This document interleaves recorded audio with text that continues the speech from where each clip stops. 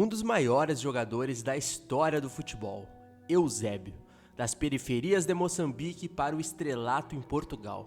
Mas eu tenho certeza que você já se perguntou, e se Eusébio tivesse jogado por Moçambique? Essa reflexão faz parte do mais novo vídeo do África Mamba, que chegará às raízes de um dos maiores atletas da história do futebol mundial. Salve família, chegamos a mais um vídeo do África Mamba oficial, a sua casa do futebol africano aqui no YouTube. Sempre agradecendo vocês que já deixaram o like aqui nesse vídeo para que ele chegue a mais pessoas, que ele seja recomendado aqui na plataforma, e compartilhe principalmente, e também se inscreva, porque tem muita galera que acaba assistindo aqui e acaba se esquecendo de se inscrever para receber as notificações. Em menos de 5 segundos você se inscreve aqui e ajuda muito o canal, beleza? Hoje a gente vai falar de uma pessoa, de um jogador que é cria de Moçambique. Aqui já estou com o meu uniforme da seleção dos Mambas. Eusébio, um dos maiores jogadores da história do futebol mundial, que nasceu em Moçambique, e a gente vai falar sobre esse jogador que é muito especial para muitos moçambicanos. Coloque os fones de ouvido e vamos falar sobre o cria de Mos, Eusébio, um dos maiores jogadores da história do continente africano e da história de todo o futebol mundial. O que o destino poderia providenciar para Eusébio da Silva Ferreira? Nascido no ano de 1942 em Lourenço Marques, na atual capital Maputo, Eusébio é cria da periferia de Mafalala. E aqui tem um ponto bem interessante para vocês. Eusébio não apenas nasceu em solo moçambicano, mas curiosamente ele começou num clube chamado Os Brasileiros, aos 15 anos de idade, justamente devido à influência do nosso futebol em Moçambique. E eu juro que um dia eu vou voltar nesse tema sobre a influência do futebol brasileiro no continente africano, certo? Mas para traçar a história de Eusébio e sua relação com Moçambique, é impossível a gente não situar o contexto histórico do país no período de seu apogeu. Se o atleta começava a ganhar o mundo com os famosos dribles e principalmente aquele chute visceral na década de 60, atuando pelo Benfica, Moçambique ainda vivia sob o regime colonial de Portugal, passando por nomes como África Oriental, Moçambique Português e, na época da ascensão de Eusébio, como Província Ultramarina de Moçambique. Ou seja, era um tanto impossível que Eusébio atuasse pela seleção de Moçambique, justamente pelo fato do país ainda ser uma concessão portuguesa e que só conseguiria a independência lá em 1975, depois de muita luta e resistência. Ou seja, Eusébio não pôde escolher jogar por Moçambique, sacou? Isso, de fato, essa condição levou os melhores atletas moçambicanos a jogarem no futebol português e, consequentemente, na seleção nacional. Por mais que no papel Portugal colocasse Moçambique como parte do território nacional, a relação histórica entre as duas populações ainda era de extorsão social e econômica, para ser bem exato. Mas notava-se ali que Eusébio era mais do que um jogador, mas ele passou a ser um bem nacional do Estado português. Tanto é que na década de 60, quando a Juventus da Itália tentou contratá-lo por cifras bem acima da qual ele recebia no Benfica, o próprio Estado interveio no negócio e impediu que o Eusébio saísse do Benfica por considerá-lo um bem nacional, basicamente intocável, digamos assim. Afinal, Eusébio protagonizava também o prestígio contemporâneo de um outro rei, Pelé. Sim, Pelé.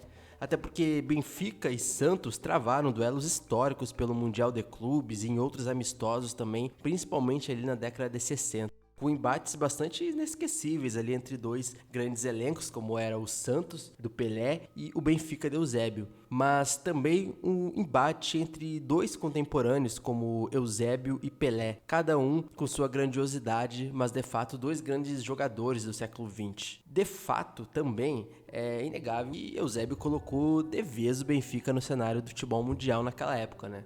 E eles viriam a se encontrar novamente na Copa de 1966, quando o Portugal de Eusébio não só eliminou o Brasil de Pelé, mas o Pantera Negra anotou 2 gols e ainda conquistou um 3º lugar de Portugal, que até hoje a seleção portuguesa jamais conseguiu alcançar novamente. E outra coisa, naquela ocasião, o Eusébio também terminou artilheiro do Mundial de 66. Resumindo, Eusébio, cria de Mafalala, não era um jogador comum.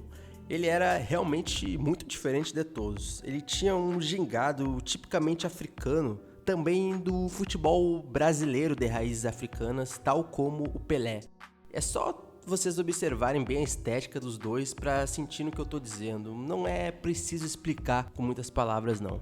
Agora, vem cá. Poderia falar dos 11 títulos portugueses de Eusébio pelo Benfica, além da conquista de 2 campeonatos europeus, uma bola de ouro em 1965 e simplesmente o fato de ele ser o maior artilheiro da história do Benfica, com incríveis, olha só, 638 gols em 614 jogos oficiais. Ele tinha mais gols do que jogos pelo clube. E também, óbvio, o fato do Pantera Negra ser considerado o maior jogador da história da seleção portuguesa por muitos.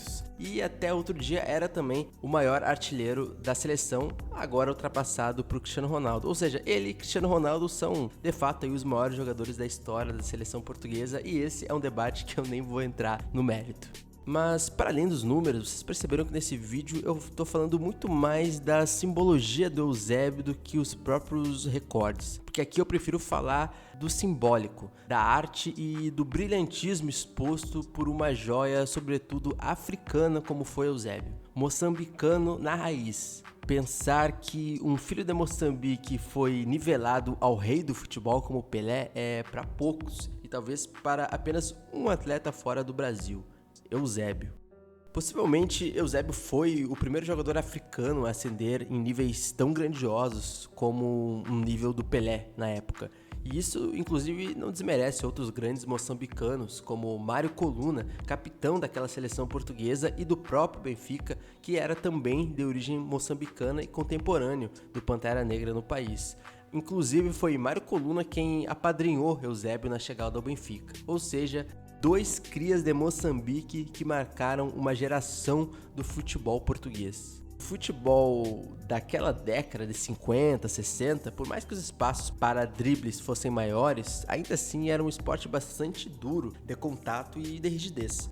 Mas Eusébio acabava sendo um suspiro no meio da falta de espaços nas defesas, o ritmista negro de uma orquestra quase incolor de Portugal. Eusébio, assim como Pelé, utilizava dos meios físicos e cognitivos a sua principal arma para fazer arte e entretenimento ao mesmo tempo. Mafalala projetou Eusébio ao mundo do futebol, assim como Eusébio tornou Mafalala um local histórico por ser terra de Eusébio, mas também é um território historicamente anticolonial por ser contra a imposição cultural portuguesa da época. Por isso, eu convidei para o nosso vídeo aqui o jornalista e amigo pessoal Rubens Guilherme Santos, que morou alguns meses em Moçambique e que visitou o bairro histórico do Eusébio. E aí ele vai contar para vocês o sentimento que é estar naquele solo sagrado de Eusébio.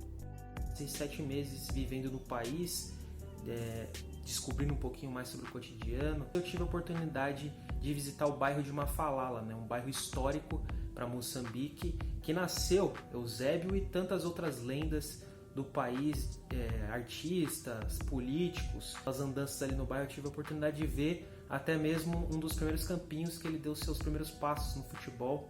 E eu lembro que essa visita que eu fiz em Mafalala foi marcante, porque eu visitei o museu de Mafalala também, que conta um pouco a história do bairro, a história de Maputo e a importância que ele tem para Moçambique. Uma das andanças que eu tive ali em Moçambique que ficaram marcantes durante essa minha viagem em Moçambique, em Maputo. O gueto de Mafalala, ele também foi casa de nomes históricos de Moçambique, como o próprio poeta José Caveirinha e do líder da independência em Moçambique, Samora Machel. Nomes que, assim como Eusébio, foram feitos para a liberdade. E Eusébio foi livre pelas brechas do sistema, talvez, ou melhor, dos gramados, mas com um jeito íntimo e especial de mostrar ao mundo o futebol moçambicano, a ginga moçambicana e o DNA do futebol moçambicano, mesmo que em terras inimigas. Prazer, esse é Eusébio da Silva Ferreira, português para uns, mas para sempre um filho de Moçambique.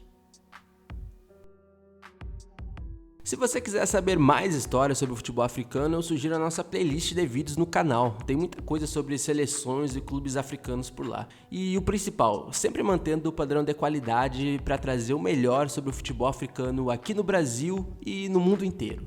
Curtiu? Então apoie também nossa campanha no Apoia-se, com qualquer valor ou no Pix da firma. Tudo isso está na descrição desse episódio, beleza? Só assim você ajuda o África Mamba a chegar mais longe e se manter financeiramente. O projeto precisa de vocês, então também deixa o like aí para tornar o vídeo relevante na plataforma e compartilhe com os amigos próximos. E nunca esqueça, tá? África Mamba é a casa do futebol africano no YouTube do Brasil. Até a próxima!